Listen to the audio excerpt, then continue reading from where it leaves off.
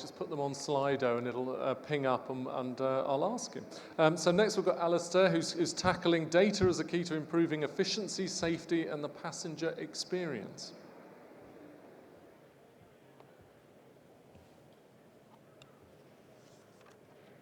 Good afternoon, everybody.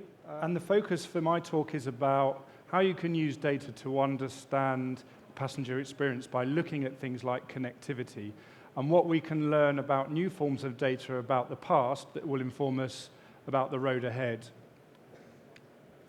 So I work in a part of O2 which is called O2 Motion, and it's the part of the business that takes anonymized and aggregated mobile network data and builds location insights products out of it.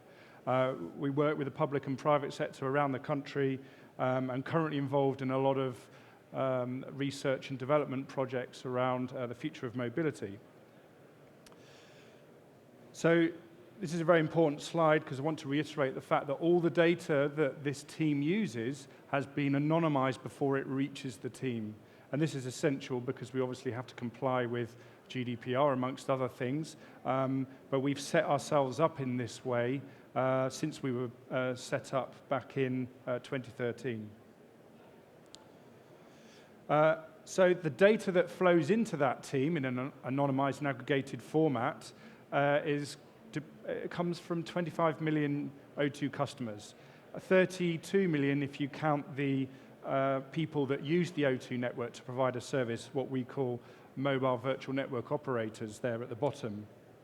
That's a huge data set which typically will capture information about mobility patterns and location behavior for a third of the population in any particular place. So why is data important? Well, for us, it's about understanding what works and what doesn't work. And without these huge data sets, it's very difficult to do that. I mean, we kind of have a hunch about why things work and why things don't, but until you see the objective data that tells you that and you can analyze it, they just remain hunches, and we can therefore be making the same mistakes that we've made in the past. So what you've got on the screen here is Manchester. This is the Hume estate. The before on the left and the after on the right. So in the before picture, you'll see a fairly common grid-like structure, good strong permeability for pedestrians and vehicles driving through, pretty much intersects with the rest of the urban grid in Manchester.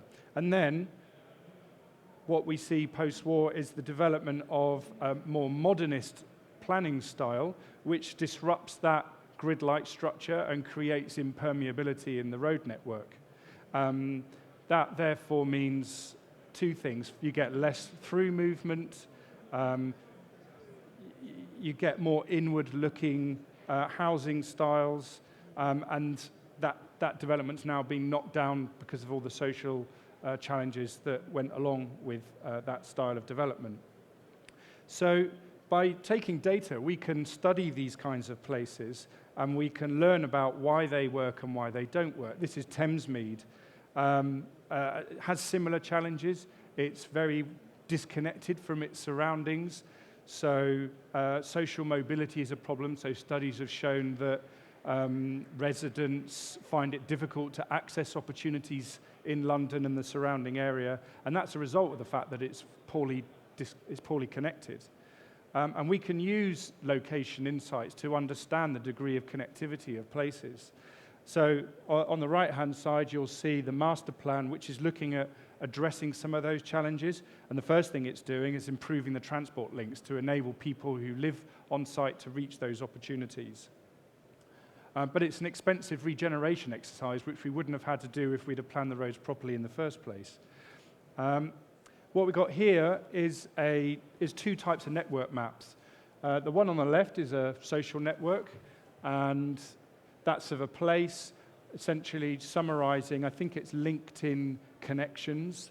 And the one on the other side is call pairs, so mobile phone call pairs.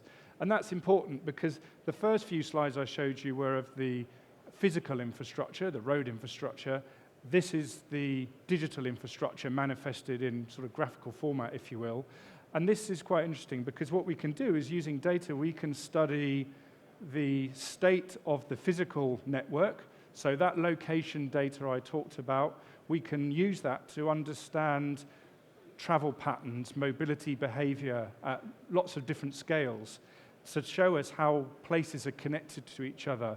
I mean, we can see how they're connected physically on a map, but until you see people utilizing that, you don't quite know how that physical infrastructure drives connections.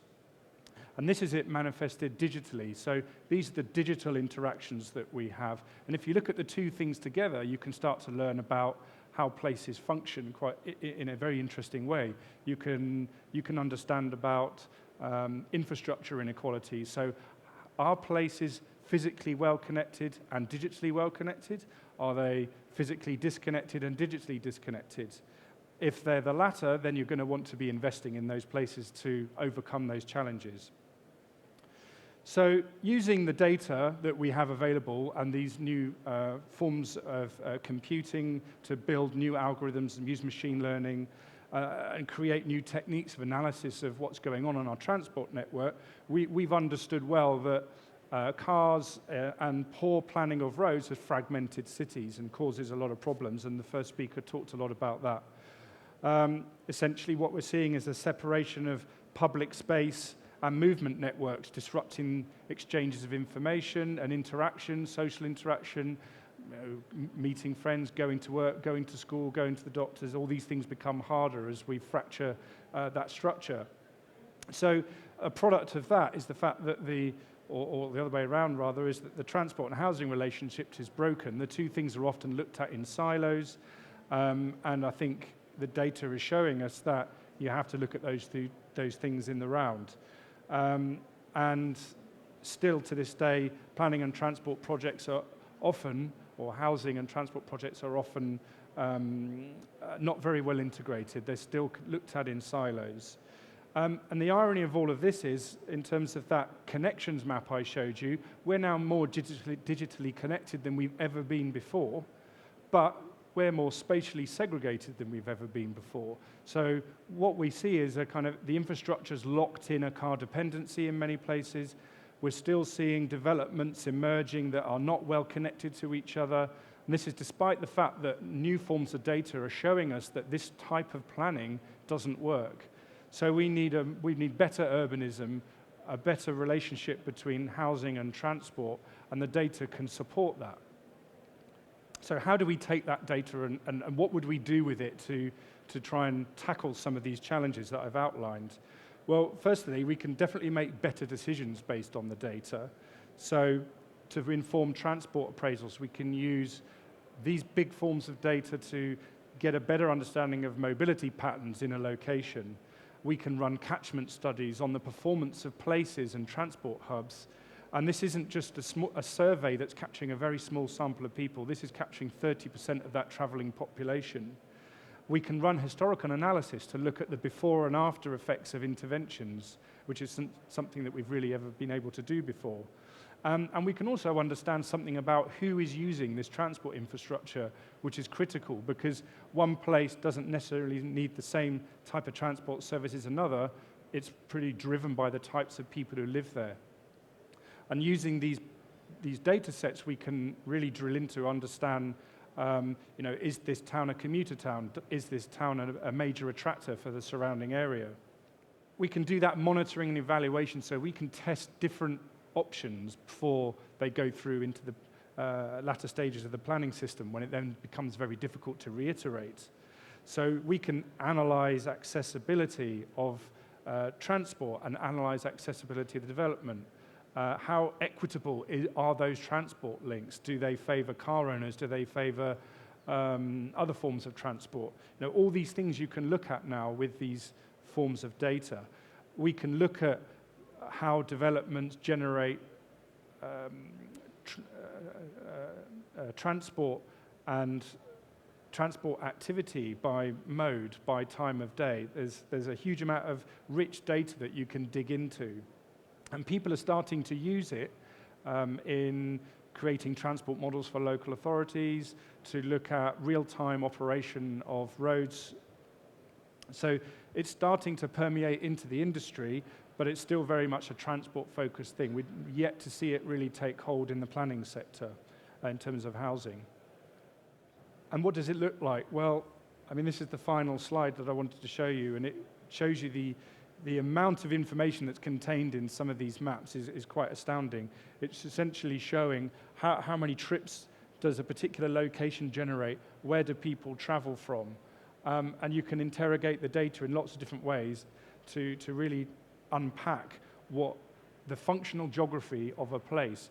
And I think in terms of the road ahead, what's coming in the next few years, unless we start to use these tools to plan the future infrastructure, we're going to continue to make many of the same mistakes that I showed in the previous slides. Thank you very much.